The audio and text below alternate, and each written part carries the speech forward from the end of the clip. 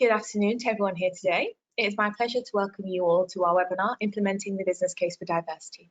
I'd like to begin by thanking Ms. Padmini Gupta, Ms. Audrey Hamidna, and Mrs. Ghaliba Hinai, all of whom have taken the time from their busy schedules to participate in this webinar and impart their extensive knowledge of diversity and inclusion in the economy. We are grateful for your support of all our activities and mandate, and we look forward to learning from you shortly. For those of you that aren't familiar with the Pearl Initiative, we are the leading and only independent non-profit organisation founded to promote the business case for the implementation of the highest standards in corporate governance, transparency and accountability across the Gulf region's private sector. Launched in 2010 in cooperation with the United Nations Office for Partnerships, the Pearl Initiative aims to convene businesses, decision makers and future young leaders to take the lead in promoting and adopting greater standards of corporate governance. Pearl Initiative also engages with the wider business ecosystem in the Gulf region, collaborating with over 30 regional universities and partnering with over 40 companies to collectively drive our mission forward. We work as a think tank and build data by publishing cutting-edge research reports and case studies to inspire business change. Today's session is being held as part of our diversity program. Obviously, as many of you are aware, the business case for diversity is a topic of great discussion both globally and regionally. In the last few years, regional companies have increasingly begun to understand the value that promoting and increasing diversity in the workplace has for improved business productivity. Global studies have repeatedly demonstrated the utility that increased diversity has for businesses and their outputs.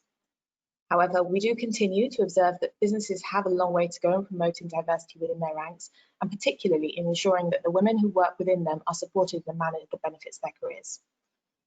Stemming from this, in 2014, Pearl Initiative launched the Diversity in Business Leadership Programme, which we have successfully been running with the support and partnership of NAMA Women Advancement and Establishment. The programme builds upon the fact that good corporate governance encompasses a rigorous system spanning all aspects of accountability and business practices, including diversity in the workforce, which subsequently leads to improved business outcomes such as increased innovation, higher revenues, and an improved work culture. There has been a concerted effort to promote the business case for increased gender diversity in the workplace, and companies across the globe have been vocal about being committed to it. However, there is still much to be done to promote and entrench, as demonstrated by global data, as well as the Pearl Initiative and NAMA Women Advancements Establishment's research on diversity across the private sector in the Gulf region. There are a number of solutions which can be implemented to improve a company's diversity and inclusion, but they all require the buy-in of organisational leadership. How can business leaders get management and shareholders to understand the business case for diversity and begin to actively implement policies that enable it? This webinar will aim to discuss the findings of the Pearl Initiative and NAMA's original research on the nature and extent of women's experiences in the Gulf region's private sector, examine the best ways to bring a company's leadership on board with promoting diversity at work, how senior management can take responsibility for D&I implementation and outcomes, and how other companies can use customized approaches to convincing internal stakeholders to actively value diversity. Introducing today's panelists, it is my pleasure to introduce you to our distinguished panel for today. First lady on our panel today is Padmini Gupta, the co-founder and CEO of RISE, a platform which democratizes access to essential financial services for millions of migrants globally. Padmini started her career in banking in the 1990s in California, where she was running a $200 million plus portfolio in commercial banking. She was one of the early pioneers in bringing financial products to women and minority-led businesses. Padmini continues to be a mentor and advisor for several startups and plays an active role in supporting women entrepreneurs. Our second panelist for today is Audrey Hamidna. Audrey has held roles across finance, governance, and operations throughout her career. She's currently the owner of the Operations, Risk and Governance Advisory firm, THD Advisory, situated in Dubai. Audrey has over 20 years of global experience across the industries of advertising, media technology, and education space, bringing a strong cross-industry knowledge for clients. Last but not least, our final panelist for today is Ghaliba Hinai, a female petroleum engineer with 17 years of experience. She graduated with an MSc in Applied Optics from Imperial College in the UK and joined Petroleum Development of Oman, PDO, as a graduate petroleum engineer in 2001. Ms. Hinai has also taken over the role of President of HAWA Women's Network in PDO and co-sponsors the Gender Balance Team under D&I. In a technical company such as PDO, less than 5% of leadership positions are held by women. Mrs. Hinai hopes to encourage women in the workforce to take on leadership roles to achieve their potential and provide support that they need. Thank you, ladies, for your time. and participation today. This webinar is meant to be as interactive as possible, so feel free to use the webinar interface to virtually raise your hand or use the Q&A function to ask the panelists any questions you may have. We will have 15 minutes at the end dedicated towards answering your questions at the end of this webinar. So even if they do come through throughout the web session and we might not address them immediately, I assure you we will address them towards the end. So with the introductions all done, I'd like to kick off the panel, which I'll be moderating today, and start with the first question. I'd like to start by addressing the elephant in the room in the sense that we're talking about diversity and this is not a very diverse panel. Now, we have had some comments and feedback on this, and this is actually a trend that we have in terms of diversity panels and events that we have.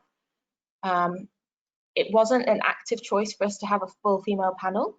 However, we did reach out to gentlemen and could not get any engagement or participation on this panel in particular. So I would like to start potentially, and I mean, for those of you that have attended Pearl Initiative webinars, other ones, you'll see that we can get men to participate on those panels, and they are very active on other panels and topics. So I'd like to start by just putting a general question out there to you ladies. We do try to engage men on the topic of D&I. Constructively, how do you think we can bring men on board for D&I mandates and leveraging them as allies in the workplace?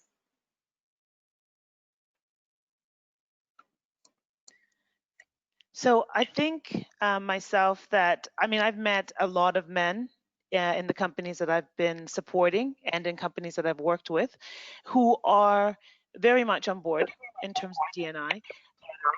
But I find that sometimes they just don't know how to bring the conversation comfortably to the table so that it doesn't appear that an initiative is there to help a struggling group, or to, you know, put women above men and therefore take opportunities away from men in order to put them at the table. Do you see what I'm saying? And that causes attention. And a lot of the times, the conversations about diversity, especially further up, fall in that space and can't get out. How do you do it on merit without saying, well, two candidates are equal, one's a man, one's a woman, we don't have diversity, we'll just lean towards the female to fill that quota.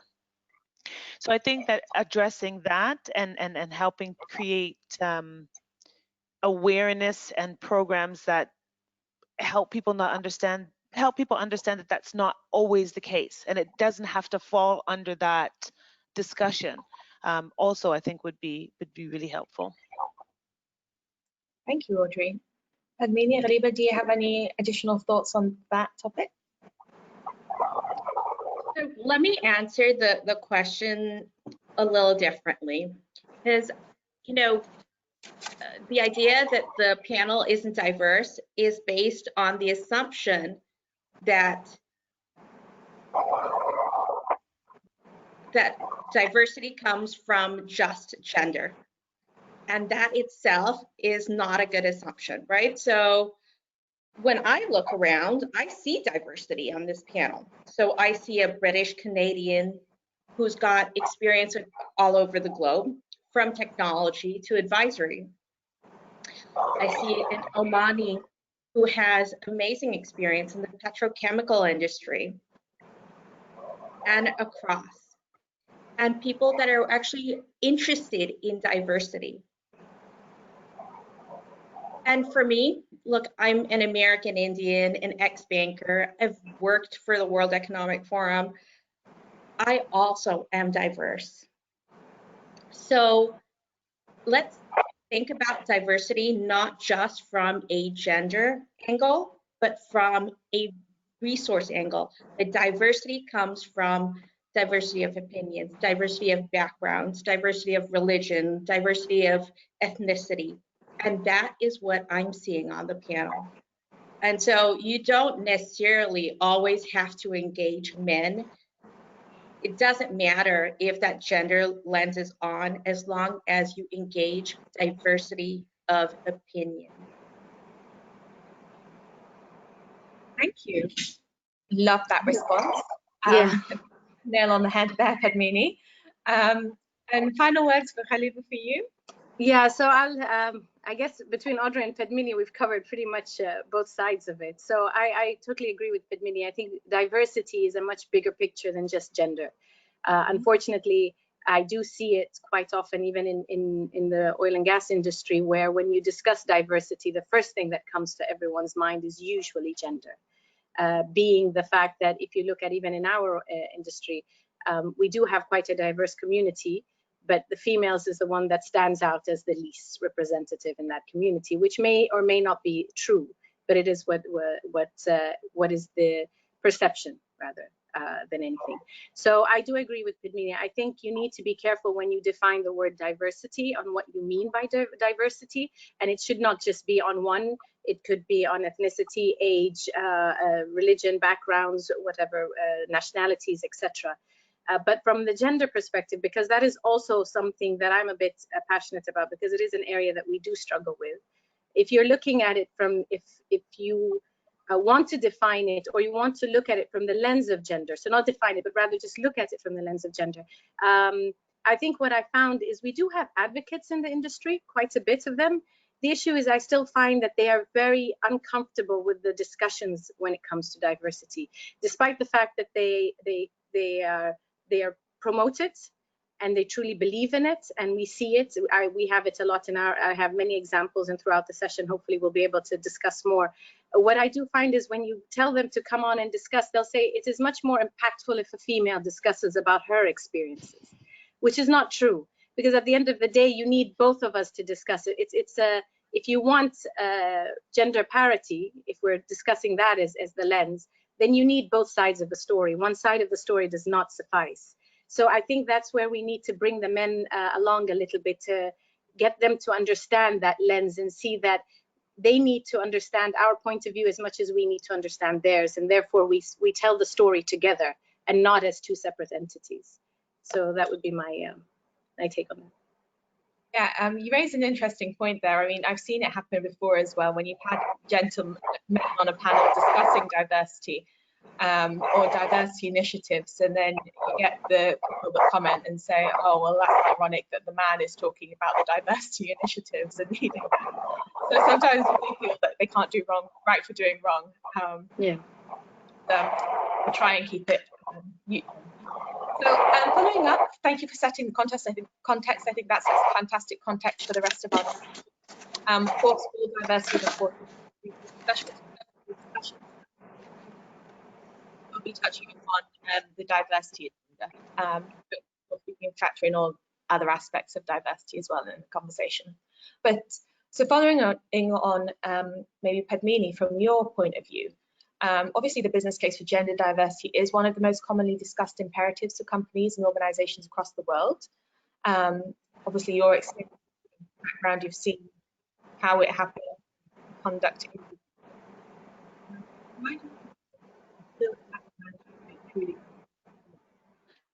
The gender perspective.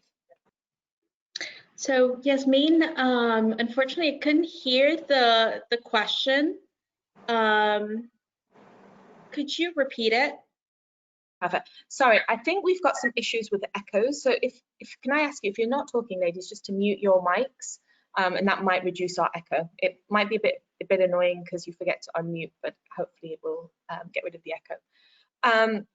So my question, sorry, Padmini, was the business case for diversity is obviously one of the most commonly discussed imperatives for companies and organizations across the world. Given that that is the case, why then is it that we still haven't managed to create truly equitable institutions from a diversity perspective, do you think? And I love that question because it has so many answers. Look, why haven't we gotten to equity all across, right? And that's because when you're asking for equity, you're asking for perfection. You're asking for human beings to be perfect in the way they think and see everyone else. And we're getting there. We're getting to better, but it will take a lot of time. It will take several iterations for this to happen. Diversity to me, as I've mentioned before, means taking not just a gender lens, definitely taking a gender lens, but having an understanding of opinions, backgrounds, contexts, and accepting those, right? And that means different things to different people. Some people see things through a gender lens, some through ethnicity, some through color, religion. The list can go on and on and on. And they're all very, very important. The one I'm most passionate about is the one for women, the one for gender. So let's take an example. Let's take VCs. Venture capital funds give about 2% of funds to female founders. Now, why is that happening? That's happening because people fund who they know. You've got to be part of that circle.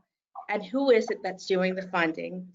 White men are funding other white men, and that's how the story keeps going.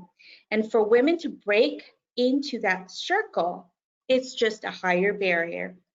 For Black people to break into that circle, it's an even higher barrier. The percentages are even lower. So what is happening right now? How is that breaking? How is that circle breaking? Well, there's female founder funds. Women are funding more women. There are Black-owned founder funds. Black people have decided we're going to fund Black-owned startups, right? That in itself, you would say, well, the female fund isn't diverse enough. The Black-owned fund may not be diverse enough, right? But together, they are creating diversity. And so in the end, you will see more startups, more companies that have done well, that are more diverse, and that diversity will create more. So it's just kind of a moving circle, and it just amplifies over time. We're not there yet, but we will get there.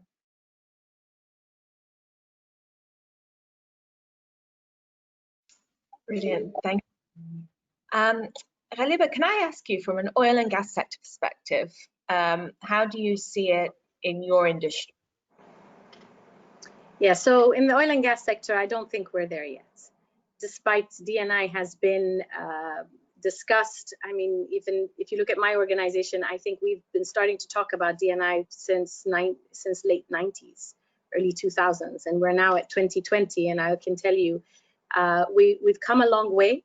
So I agree with Padmini in one comment. To say that we haven't moved is not, we're not there yet. I understand we may not be where our final goal is, but we are moving in that journey, and we have come a long way. So I joined the company. So for as an example, I joined the company. We were a handful of petroleum engineers that were females. Literally, I could count them on one hand. We are at this point, we recruit 50-50 male to female coming in the petroleum engineering core business. So we've come quite a long way in that. But then the good question is, so despite that, how come you're not there yet? We're not there yet for many reasons. I think the first thing is, I don't think we had a pipeline. We're only now at the point of actually hiring that many females. If I was a handful of females joined back in 2000, you can imagine you're not gonna get the 20, 30, even 40, 60 by 2020, yeah? So the pipeline was very much lacking. And I think that's a focus that now has been taken on, and we're working on it. But I think when you come to, when you look at diversity, there's two things to it. So there's diversity, and I think there's a big part that people tend to not really forget, but they tend to shy away from, which is the inclusion bit. It's very easy to bring everyone in, but then how do you ensure they stay in and climb the ladder and fill in and become that goal that we're looking for? And I think that inclusion bit is what people need to work with, and it's the hardest bit, because that's what tackles behaviors, that's what tackles cultures. And that's where, in an environment where you're mostly male dominated, for example, or even if you think about it, Omani versus expat dominated, what you tend to find out is the minorities struggle to really get through the system per se. You're lacking then the sponsors or the advocates that need you. So I think there's more focus. I think we're in the right direction. I think we're we're starting to focus in the right areas where we're saying, okay, we've tackled hiring them and recruiting them. What we really need to tackle now is how do we make the environment the right environment so that they thrive in there and really make the goal, the dream come true, per se. Perfect, thank you. Yeah, I think we've started to see this trend where when it comes to recruitment, we're controlling a little bit more, whether it be policies where we have to review 50-50 CVs that are men and women and then recruit equally. But the question then does come to retention and keeping, preventing the leaky pipelines.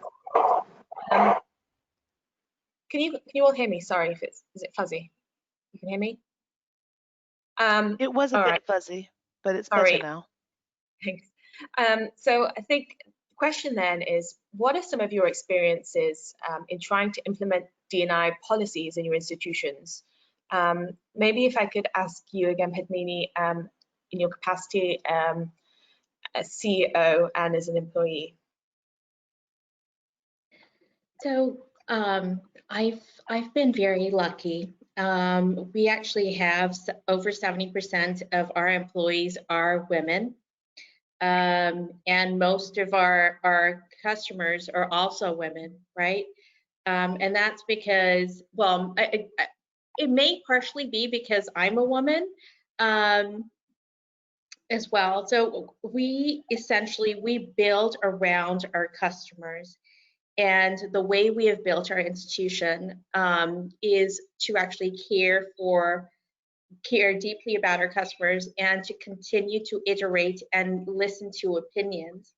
And so while we do not have a formal D&I policy written out, it's definitely in play. And I definitely see that the people that work for us are attracting more diversity, both in terms of gender, which and in terms of all the other parts of it. Thank you. Yeah, I mean, it shows that it's not just about the policies, but it's also about the spirit and culture of the organization, I guess. So I think it's something that we've noticed is that sometimes you can overdo the policies and the spirit of these policies then gets distorted and it becomes, I mean, I'm not going to go into the target setting and, you know, the KPIs, but sometimes it becomes a competition and you kind of lose the essence of why these policies have been implemented in the first place. But very interesting points there. I'd also like to, I mean, just touch upon our survey. So as I mentioned, PI and NAMA did launch a survey looking to examine the nature and experiences of women working across the Gulf economies. And in 2019, we did see that employees, both men and women, are appreciative of their company's commitments to D&I, but that they do see worrying trends, such as that a vast majority of managers and senior personnel are men. I know, Padmini, you've discussed that 70% of your workforce are women, and that has kind of maybe happened naturally in the sense that it wasn't conscious, but it could have unconsciously happened because also you're a woman. But what, from your perspective, what are your experiences in this regard, and what is the leadership ratio as well within your organization, and having witnessed this leaky pipeline? Yeah, so let me go back before I answer that question a little bit, because my career has involved learning about diversity for a very long time, right? So as a banker in California, running our large portfolio, I had to actually address the issues around diversity. And I worked with the U.S. Small Business Administration in bringing into the fold more women and more minorities into the banking sector, into actually being bankable sometimes and actually having a full banking relationship. And that was a challenge because many of the people that I worked around didn't always look like me. So that was one. Then I worked with the World Economic Forum, and they were also seeking diversity, right? world leaders with diverse opinions, backgrounds, people that were making decisions across the world, for the world. And then there is the startup that I've created, which is about helping the marginalized, and where I'm actually seeing more women choosing to save more and to build better lives for themselves and their families. So, and also, you know, we're hiring more women. We're seeing this sort of diversity now. So since I started my career, I've actually seen a lot of changes in favor of gender, right? So there are more women in the workforce, more women in senior management positions. Things have actually improved significantly.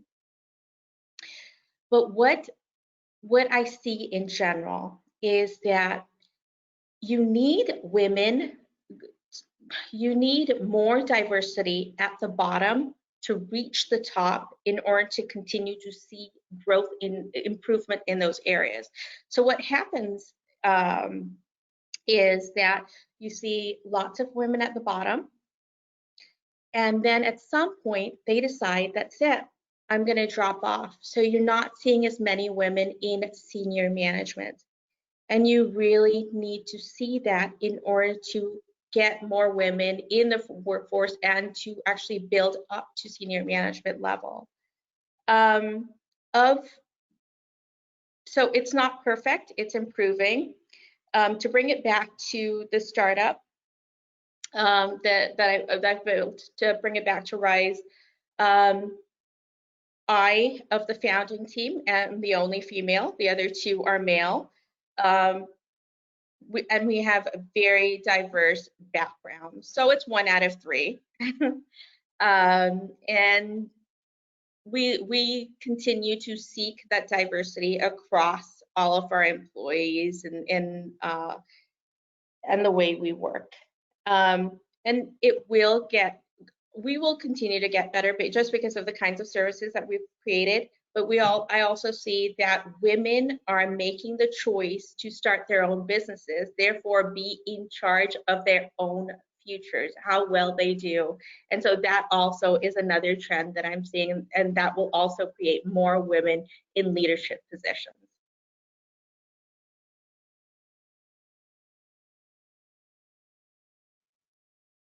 Oh, sorry, I was muted. Brilliant, thank you. Ghaliba, I'd like to put it back to you as well. I mean, you've mentioned as well that you start with equity, 50-50 men and women when they enter the workforce, but the leadership roles are not necessarily filled by women. What is your experience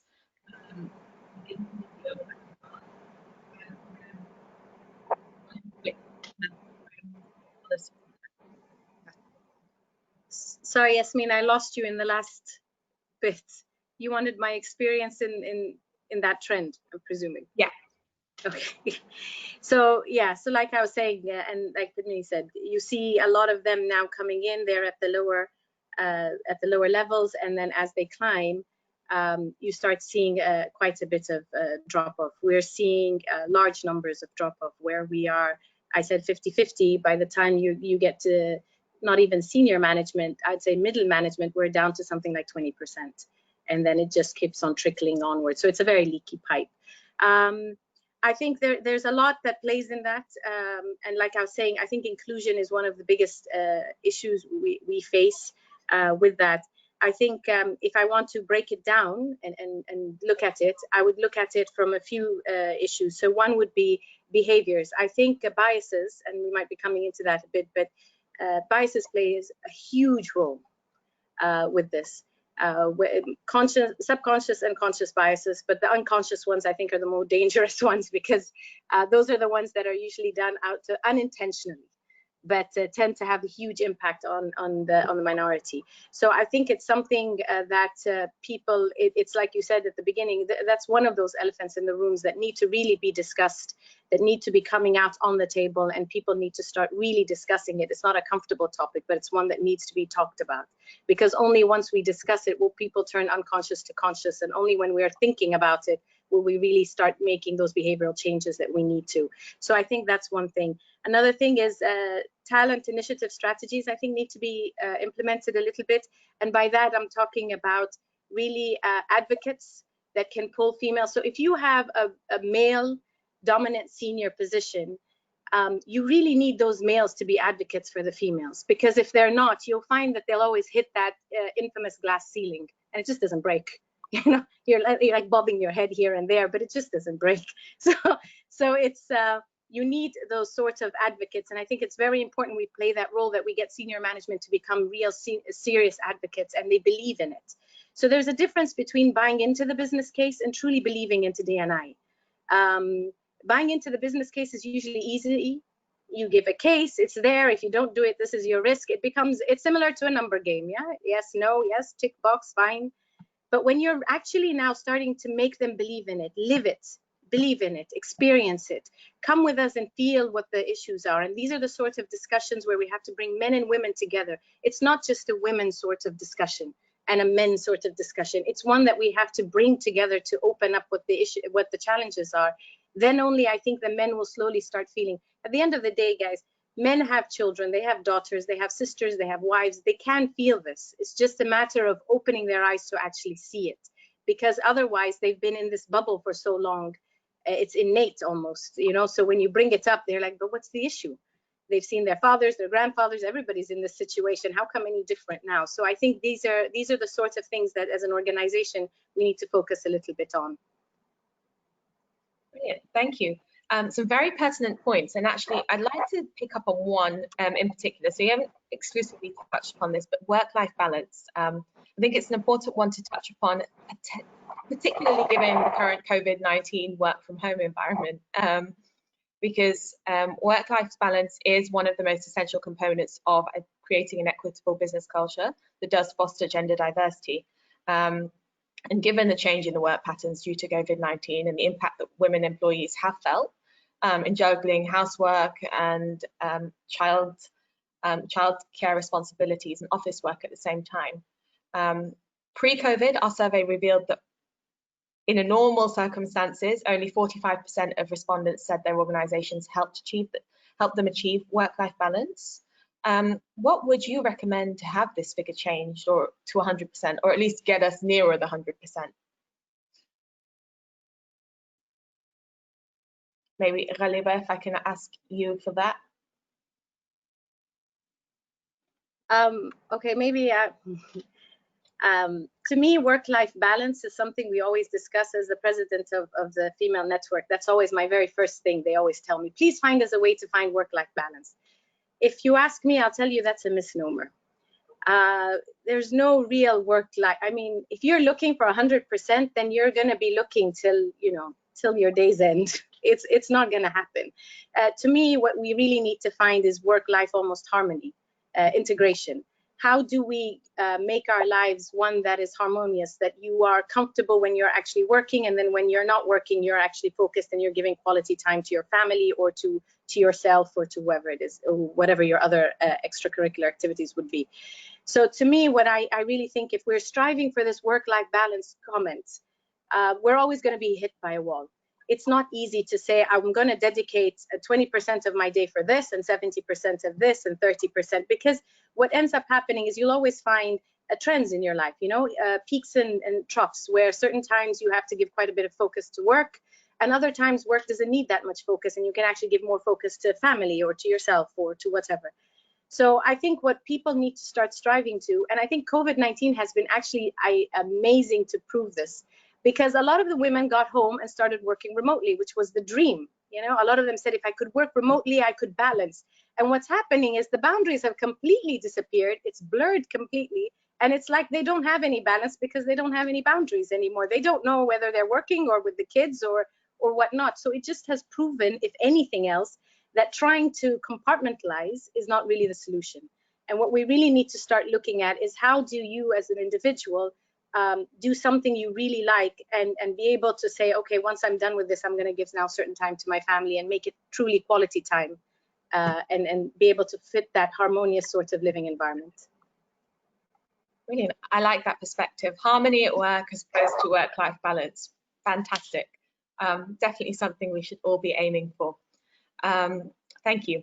So I think, Audrey, I know we've neglected you, but we wanted a specific focus on your background and your expertise. So I'm going to put this question to you. Our survey that we conducted with NAMA revealed that employees were looking for a positive tone from the top. That is a commitment to diversity and inclusion from senior leadership. Ghalib has already touched upon the non-breakable glass ceiling. Maybe we should call it a perspex ceiling, or that plastic that never breaks but is see-through. But Ghalib has already touched upon that. But, how visible is an organisation's leadership commitment to D&I, and how should it be tracked in terms of implementation? So I think that an organization's commitment to D&I is clear in how the organization's leadership deals with its people, partners, suppliers, and stakeholders, first and foremost. So, you know, yes, they should put in place the policies, and they should definitely look at what it is they're trying to achieve by implementing D&I. Are you trying to achieve equitable relationships from a gender perspective? Is it open diversity? A lot of what we talked about so far on this panel about inclusion fits directly to what Ghalib was talking about earlier, because in order to truly have diversity and inclusion, it means breaking through the norms that that's already been created in your organization. And the organizational culture and the organizational structure that has seen the success that you have so far has to be looked at deeply. And this is a very painful and sometimes difficult thing to do, because you're doing it from the same lens that you created it. So with some of the organizations that I've worked with, when you sit down with a group of men and you say, okay, now how can you include and not just diversify, but include these other parties that you want in your organization to show, not just to show, but to reap the benefits of your inclusion and diversity program. And it usually sort of falls to the wayside. Like they taking it to that next level and saying, okay, what do we want? What are the perspectives that we're missing? You know, is it to be more accountable to our customers and to be able to show that perspective from our product and service? Is it to be more humanized within the organization because there's been issues from a human resource perspective about how we treat or how people are feeling within the organization? You know, we touched upon, for instance, work-life balance, but a work-life balance is different for every individual, right? A woman who wants to be at home because she has other commitments that she feels more comfortable supporting and still delivering at work should not be looked at in the same perspective, in the same policy, strict policy, as someone else who maybe is single and can work 24/7 from the office and relishes being there. And how do you create then the right type of environment that is either, you know, striving for success and growth and, you know, trying to build that cohesive team in the office and still, you know, include all of what you say you want at the same time? And oftentimes that's where a lot of this not falls down, but needs a deeper perspective. It needs more time, and it needs more voices to lend more to the discussion. And once that happens, once that opens up, it's a beautiful that comes out of it, because everything can be achieved. It's just a matter of how you do it and being open to difficult conversations and changing your mindset. Thank you, Audrey. I was going to ask for different perspectives, but I'm conscious of the time, and we've also got quite a few questions from our audience. So for the sake of kind of fitting all the questions in, I will miss a couple of questions and miss a couple of your perspective, ladies. I'm sorry, just to get through the topics we'd like to discuss today. But you've raised an interesting point there, Audrey, and it's linked to the unconscious bias perspective, which also Ghalib touched upon earlier. So my question is to you ladies, in terms of our survey uncovered that the factor that most hindered women's progression in the workplace was unconscious bias. How do you interpret unconscious biases, and how would you address these in the workplace? Maybe start with Audrey, please, and then we'll hand over to Aliba. I'll keep it relatively brief. So unconscious bias is when you have a perception that dictates or plays into your actions and therefore creates reactions. So for instance, you know, what I've noticed, you have unconscious bias in regards to yourself as a woman, for instance, what we should and shouldn't be doing, how we should and shouldn't be acting, how we should be able to lean in or not, whom we should be allowing to have the voice first because they're more whatever the blank is for you. And then there's the unconscious bias of the other, right? So this is where you would look at someone else and say, oh, they don't have enough experience, they are the wrong gender for this role, or I actually perceive that this is a better position for this person. And the reasoning behind that is that gut feeling that you can't really express. And both sides of that, to me, is the unconscious bias, because it affects an environment without openly coming out and saying, oh, it's because you're this, or it's because you're not that, in my mind.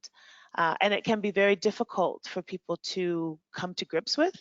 And it can be very difficult for others to say something when it hits a nerve in them and they don't know quite how to address it without either causing, you know, offense or perceiving to cause offense or frustration or what have you. Thank you. Aliba, you mentioned that we need to make unconscious bias conscious, so it becomes less dangerous. How do we do that?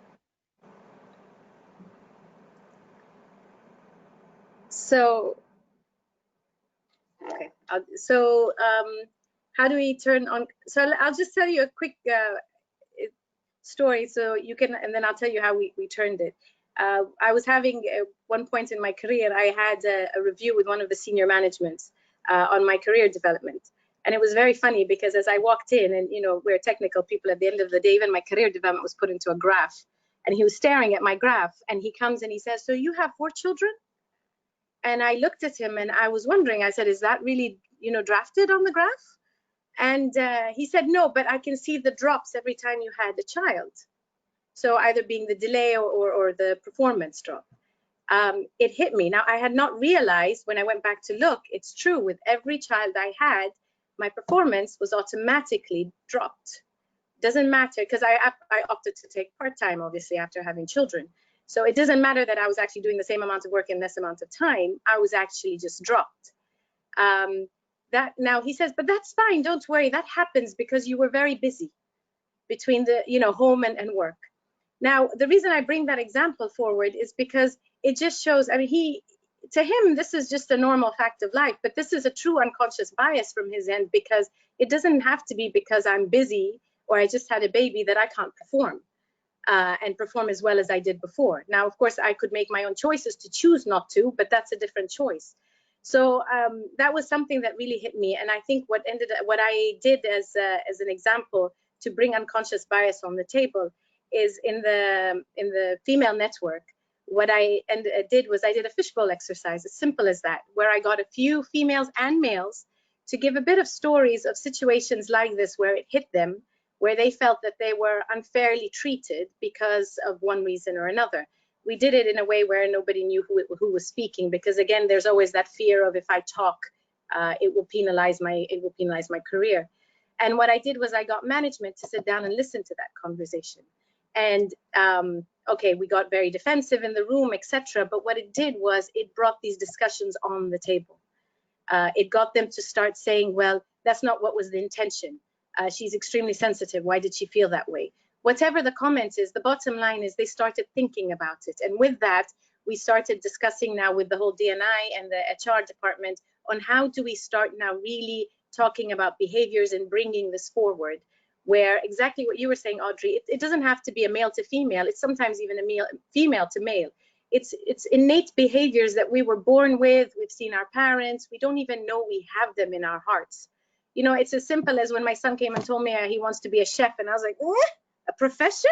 Chef? There's nothing wrong. I mean, they're the best chefs in the world that make the most money, but it's just something that I reacted very negatively to. And if I think about it on hindsight, that should not have been my reaction. But it's a bias that I hold on to due to my background. So I think that that's really how we are starting to look at it and try to bring it on the table. Thank you. In your experiences with unconscious bias, you mentioned that, you know, you brought the discussion to management, and I mean, I don't want to say you were lucky that management heard you out, but it's certainly not the case that it happens in all organizations.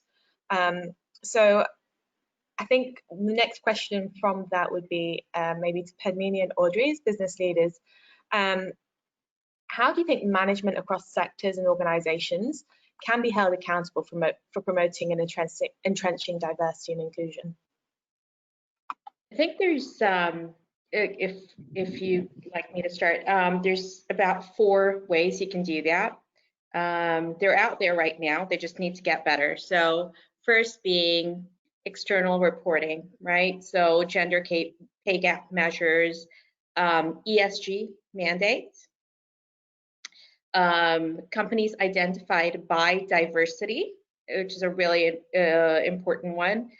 And then board level mandates, right? Board level, how are you going to hire, who are you going to hire, and how are you going to go about finding them? And then including diversity within the board, which has become a very hot topic recently because there's just not enough board members that are women. So that's one. Board level was the second one. Third one is a chief diversity officer. So many organizations are actually making the plunge to hire someone whose entire job it is to make the company more diverse from top to bottom.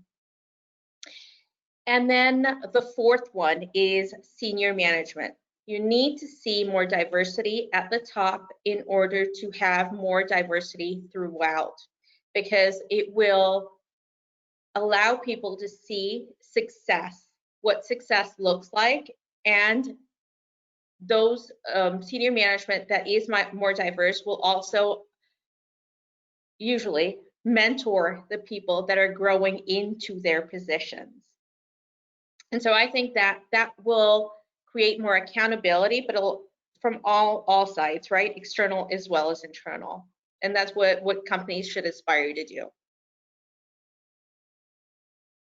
I agree with all 4 points that Padmini's brought. I think that it's key. You can't know anything unless you measure it. You have to have your KPIs or your indicators that you want to, your targets that you're measuring to, in order to say that I actually have achieved diversity. And as we mentioned earlier in this panel, it's not just about gender diversity or racial diversity. So in order to put it on the table and truly look at where you are now, where you want to go to, and measure your progress, it has to happen.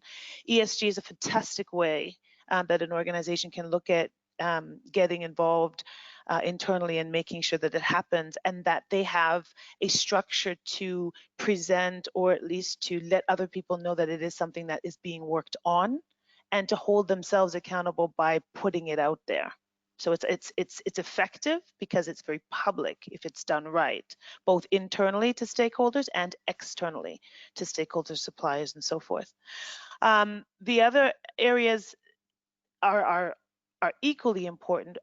I think that the most success that I've seen so far has come from HR, right? So a lot of companies don't have a diversity and inclusion officer. HR can play a very big role without incurring the additional costs and structural reforms that need to happen to put in place a whole new division. HR can take hold because they already know the personnel. They're involved in the hiring. They're involved in a lot of the policies and procedures. They're talking to senior managers, lower level managers, people on the floor. Your CHRO can work directly with the board. there are in organizations right now, especially in a pandemic situation where people are looking at survival, it's about looking at what you have in play right now and how you can make that better, how you can tweak that to get more of what you want out of it without burdening everybody more so. So you do the small plugins. Once you know what it is you're trying to achieve, how do we do this in a nice gradual way so that it becomes part of our corporate fabric, or our organization's fabric, and people then buy into it and not feel like, oh, now I have to, politically this is not correct. Okay, oh, no, it just starts to flow in and develop and grow, and then it's like a snowball. Hence my Canadian side. It's like a snowball effect. You just sort of see it getting bigger and bigger and then becoming part of the organization instead of people having that push and pull effect with it. That's what I've seen work so far. Brilliant, thank you. Fantastic insights there from both of you ladies. I'm going to move over just to the questions now.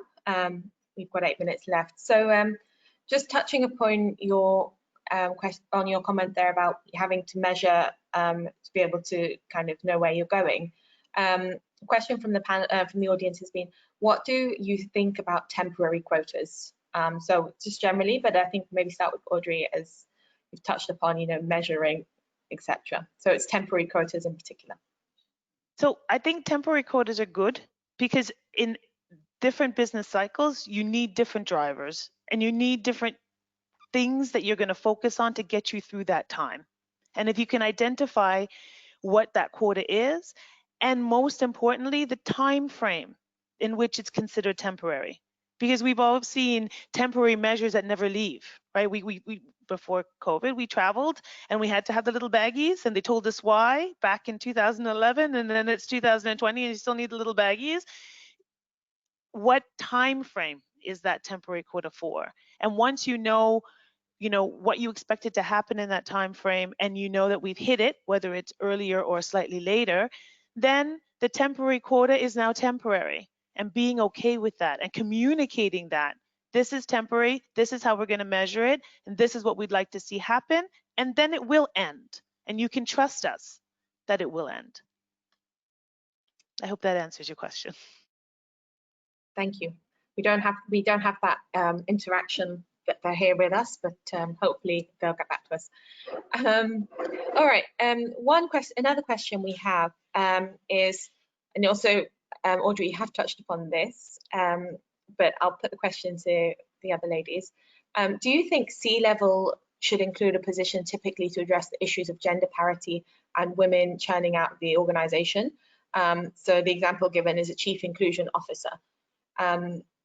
Maybe I'll put that to Padmini as a CEO of your own organization. What is your perspective on that?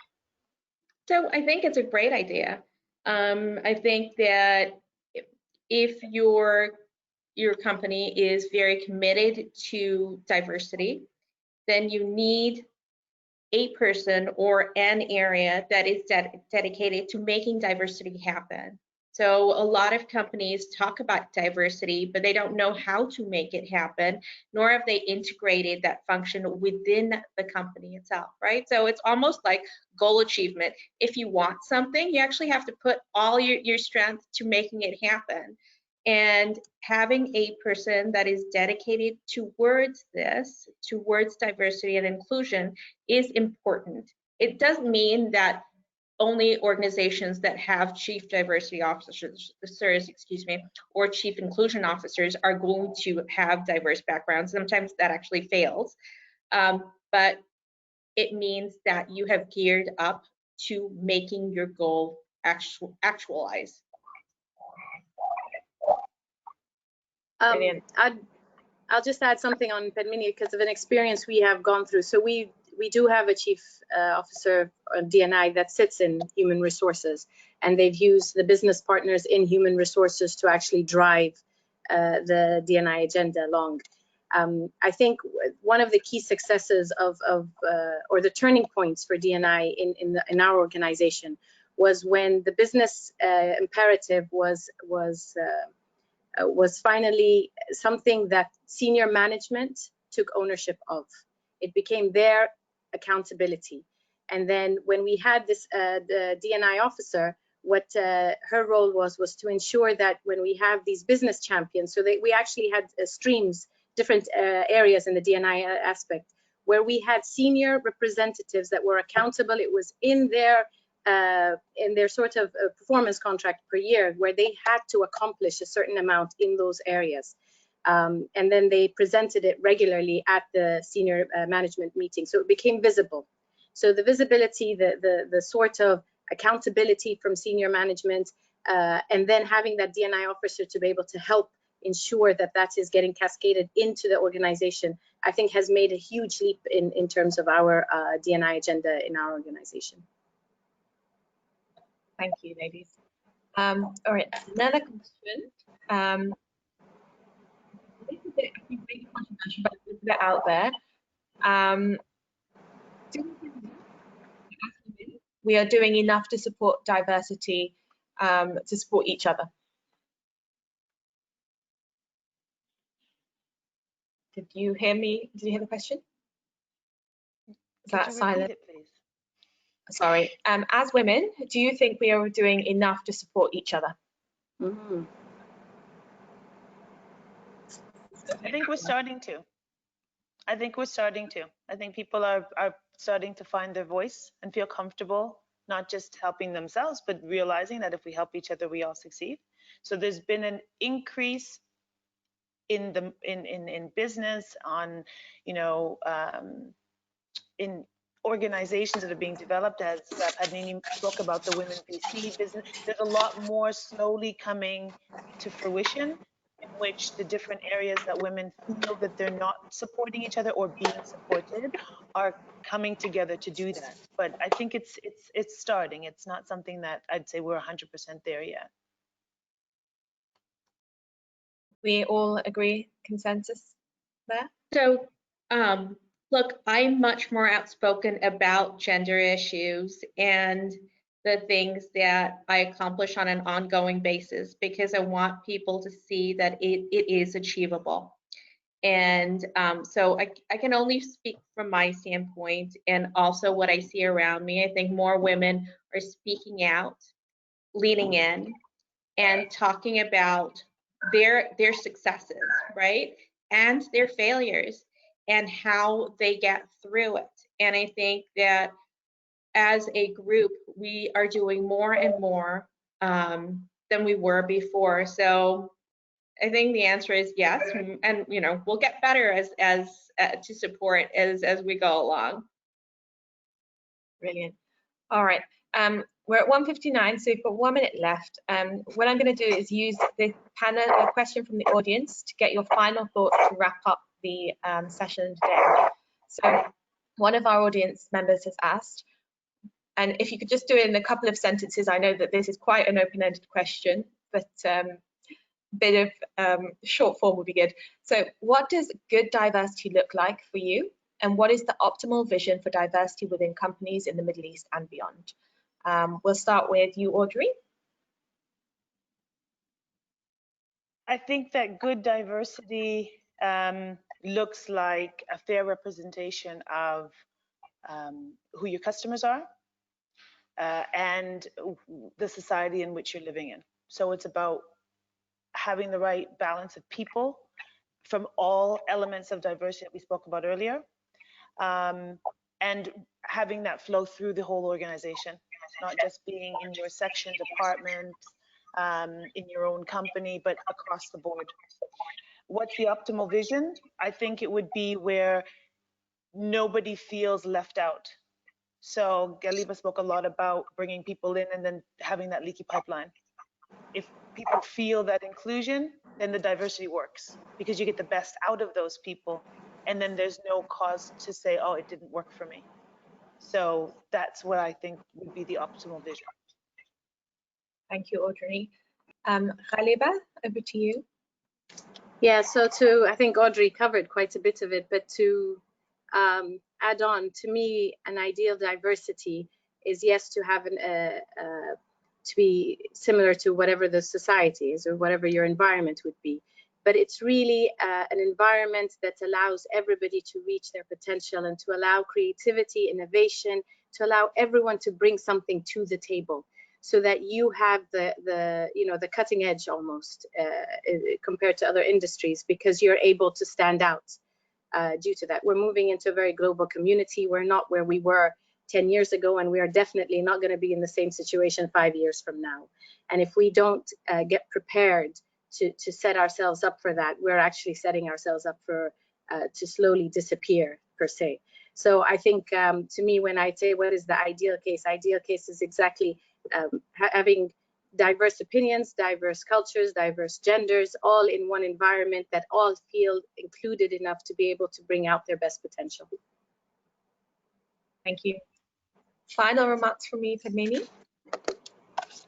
I think the idea of diversity is also about fairness, right? So include those that are in your society. When you have them work for you, make them feel that they are cared for and handled fairly. And then allow people within to move up the ranks when they are performing well.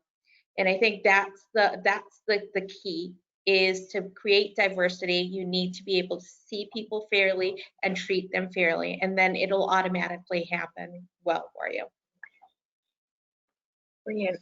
Thank you so much. Some fantastic insights there. I know that there's so much that we can cover, and an hour is never going to be enough to cover all the potential areas that we could talk about. But I think we've done quite a good job of covering succinctly a few of the relevant aspects of the diversity and business leadership agenda. So once again, thank you, ladies. I know it takes up a lot of your time and effort to commit to such webinars, but we really do appreciate your insights. They've been fantastic. At Pearl Initiative, we have got our diversity and business leadership program. You'll be pleased to know that while we have focused on the gender agenda over the past few years, 4 to 5 years, we are looking at addressing other aspects of the diversity agenda going forward. So we know that diversity isn't just gender, so we've noted that. And to our audience, thank you for participating and all the questions that you've asked. Again, if there's any way that we could support you further in what you're doing, or you're driving the diversity agenda in your businesses, please reach out to Pearl Initiative. And the report that I've been mentioning and alluding to is on our website resources page at pearlinitiative.org. If you go to our resources, you'll find it there in both English and Arabic. So once again, thank you, and do stay tuned for all our other webinars, and have a lovely day. Take care, everyone. Thank you. Thank you. Bye-bye. Thank you, everyone. Bye.